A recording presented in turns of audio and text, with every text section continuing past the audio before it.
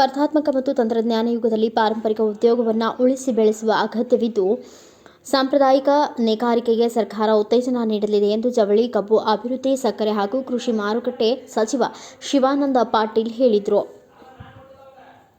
ಚರಕ ಮತ್ತು ದೇಸಿ ಟ್ರಸ್ಟ್ ಸಂಯುಕ್ತವಾಗಿ ಬೆಂಗಳೂರಿನಲ್ಲಿ ಆಯೋಜಿಸಿರುವ 2 ದಿನಗಳ ಕೂಡುಕೊಳ್ಳುವವರ ಸಮಾವೇಶವನ್ನು ಉದ್ಘಾಟಿಸಿ ಅವರು ಮಾತನಾಡಿದರು. ಔದ್ಯೋಗಿಕ ಬೆಳವಣಿಗೆ ಮತ್ತು ವೈಜ್ಞಾನಿಕ ಬೆಳವಣಿಗೆಗೆ ಮುಖ್ಯವಾದರೂ ಪ್ರಕೃತಿ ಸಂರಕ್ಷಣೆಯೊಂದಿಗೆ ಈ ಚಟುವಟಿಕೆಗಳನ್ನು ನಿರ್ಲಕ್ಷ್ಯ ಮಾಡಬಾರದು. ಹೆಗ್ಗೋಡಿನ ಚರಕ ಸಂಸ್ಥೆ ಸಾಂಪ್ರದಾಯಿಕ ನೇಕಾರಿಕೆಯನ್ನು ಉಳಿಸಿ ಬೆಳೆಸಲು ಶ್ರಮಿಸುತ್ತಿದ್ದು, ಸಂಸ್ಥೆಗೆ ಸರ್ಕಾರ ಅಗತ್ಯ ನೆರವು ಸಹಕಾರ ನೀಡಲು ಬದ್ಧವಿದೆ ಎಂದು ಹೇಳಿದರು. ವಿದ್ಯುತ್ ಮಗ್ಗ ಅಭಿವೃದ್ಧಿ ನಿಗಮ ಹಾಗೂ ಕೈಮಗ್ಗ ಅಭಿವೃದ್ಧಿ ನಿಗಮ ಎರಡನ್ನೂ ವಿಲೀನಗೊಳಿಸಿ ಏಕ ನಿಗಮ ಸ್ಥಾಪಿಸಲು ಸರ್ಕಾರ ಚಿಂತನೆ ನಡೆಸಿದೆ. ಸರ್ಕಾರ ಸಮುದಾಯ ತೀವ್ರ ಸಂಕಷ್ಟದಲ್ಲಿದೆ.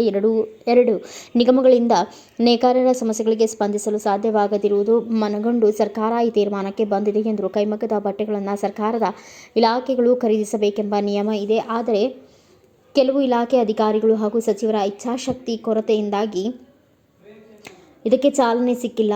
ಈವರೆಗೂ ಮನವರಿಕೆ ಮಾಡುವ ಕೆಲಸ ನಡೆದಿದೆ ಎಂದು ಹೇಳಿದರು.